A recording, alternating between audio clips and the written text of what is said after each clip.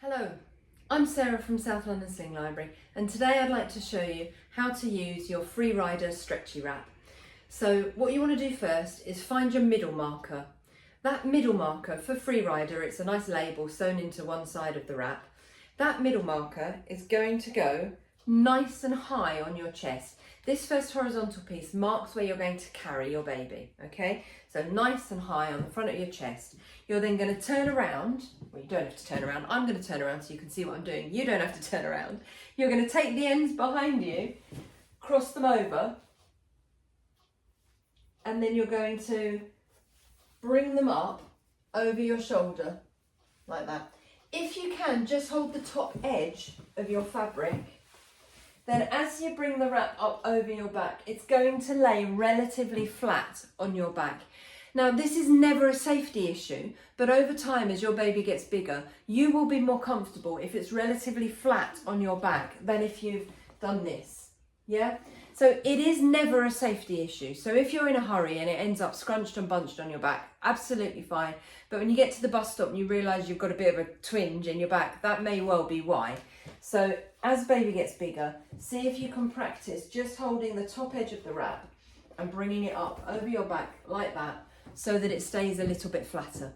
You then want to make sure you get that wrap bunched up on your shoulders rather than having it spread out down your arm. If it's spread out down your arm, the outer edge will be really loose, and then it's not going to pick the baby's knees up in the way you need it to, and it's not going to help to distribute the weight around your torso. So up on your shoulders. You're then going to do the very unceremonious scrunch and dump. Dump it all down through that central section. That's it. So it drops through back down to the floor. You may then find after you've done that this section is a little too loose. It doesn't need to be corset tight or boob tube tight or anything like that. You're literally just looking for it to be able to hold itself up so that you don't have too much, you're not creating extra space. From there, you've kind of got a strange capital H. You're going to go from H to X just by crossing those over, and then keep it above your belly button as you wrap around, basically just using up fabric, bring it back and tie a double knot. You can absolutely tie it on your hip if you want to, tie it in front, wherever you want to do it, it's absolutely fine. If your wrap is shorter than mine and you don't have very much space, it's perfectly legitimate to come around and just tie a knot in your back there. I've got a lot of fabric, and if I did that, I mean, this would just annoy me. So that's why I'm just crossing them over behind me, bringing them back and then tying in the front. The other thing is I drive. I could wear this all day and just pop the baby in and out as I need to. If at some point I wanted to put them in a car seat and get in the car, I don't want this knot in the middle of my back. So it's the only other reason I tie it in the front. But wherever you want to tie it, perfectly fine. Oh. Right. Now I'm going to scrunch this section up, park it down there out of the way. I now want to make sure that I've got just the right amount of space for my baby. If I were to, lots of people will look at this and go, well, that's going to be fine, put the baby in. What happens is the baby's weight is then just going to pull down like that, and you're going to end up with a baby much looser and lower than you wanted them to, because all of that slack was hiding behind me. So what you want to do from here, when you get to here, you're going to put your hands in like a yoga pose, go up to your shoulders and pull all of that slack from behind you round to you can see exactly how much space you've got.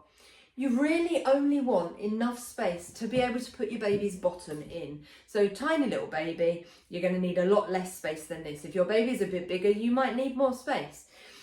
Always err when you're trying to decide on how much space you need. Always err on the side of it looking a little bit too snug than, no, that will be plenty of space.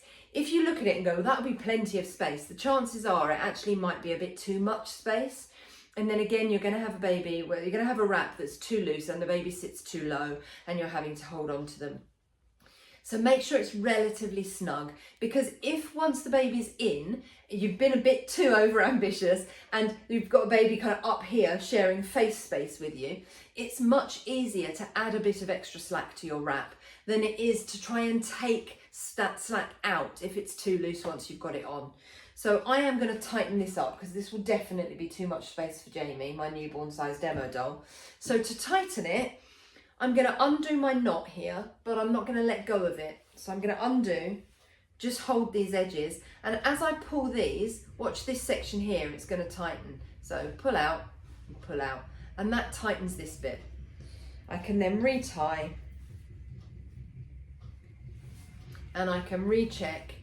I think that's a much more appropriate amount of space for the size demo doll that I've got today. So obviously if your baby's really small, you might need it a bit snugger. If your baby is bigger, you might need a little bit more space, but you should just about have enough space to put their bottom in, and always err on the side of it looking a little bit too tight, because it's much easier, as I say, to add slack than it is to take slack out.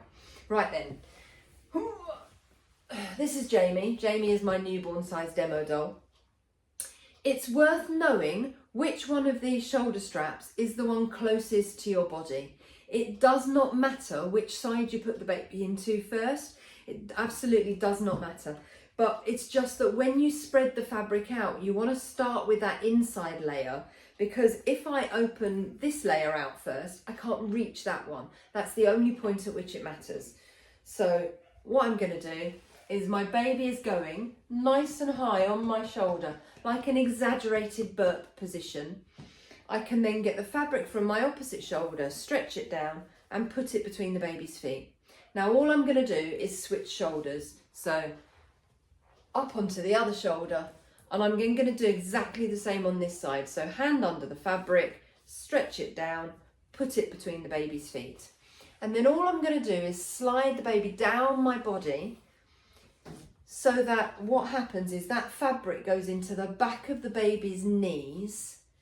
Those knees come right up and the baby's bottom drops right down over that fabric. I'm sure you've seen your baby do this already. It's this knees up, bum down position that they just want to be in. When you lay them on your chest, this is what they do. So it's just about allowing them to adopt that position that they want to be in, but eventually we're going to be hands-free. If your baby is cross with you at this point, they often don't like being interfered with. They don't want to go in the sling or carrier because they're quite happy laying in your arms. I mean, they don't like changes. So, you know, getting dressed and undressed and nappy changes and all the rest of it. So if your baby is objecting at this point, you can stop. The sling's taking the baby's weight. You're stopping the baby falling away. You can pat, bounce, sway, walk, whatever it is that works for your baby, just to get them to relax into it.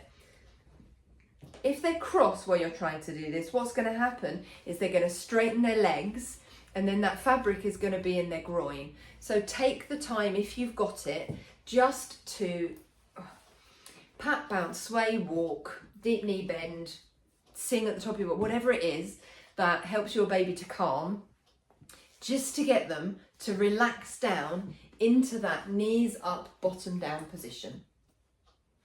Once I'm then ready to be hands-free, I need to remember which shoulder strap was the one closest to my body.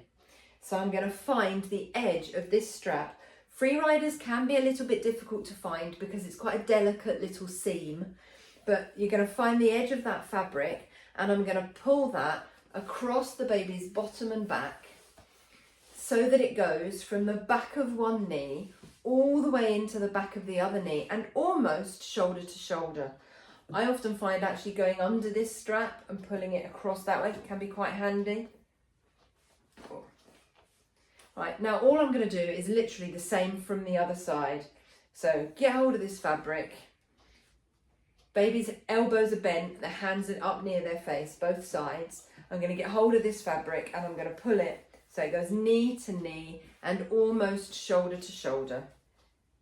Perfect. My outer layer, my third section, it is here under the baby's bum, but honestly, the easiest place to find it, it's either of these diagonal bits on the back of your ribs. I tend to go for the one on my right because I'm very right-handed. Get that like a rope, get all of your fingers round it or get your thumb round it. What you don't want is to have a little bit of that fabric. You want to make sure you've got all of it. Bring it round here, and I can then push it straight down, hold the baby's foot against my body and just lift that piece of fabric over the baby's foot.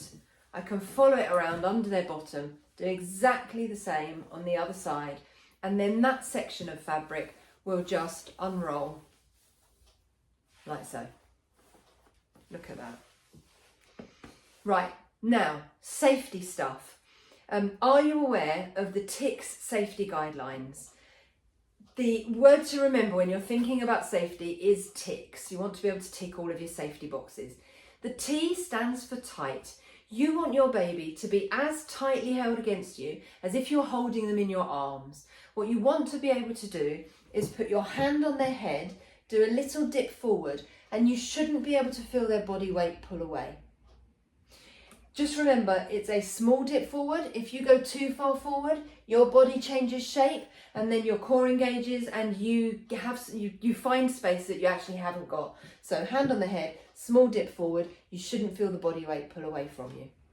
The I stands for in view. Now this very commonly happens with this style of sling. So the wrap has gone over Jamie's face there.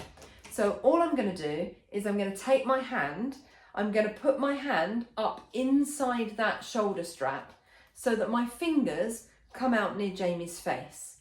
I can then take this edge of the wrap, so this is the piece that's near Jamie's face.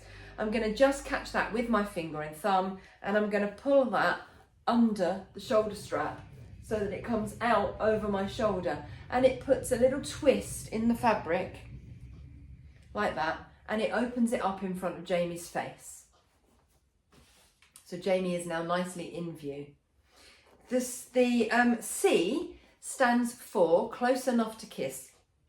You want to be able to bend your head and plant a kiss on your baby whenever you want to, because let's face it, you're the parent, it's your prerogative, right?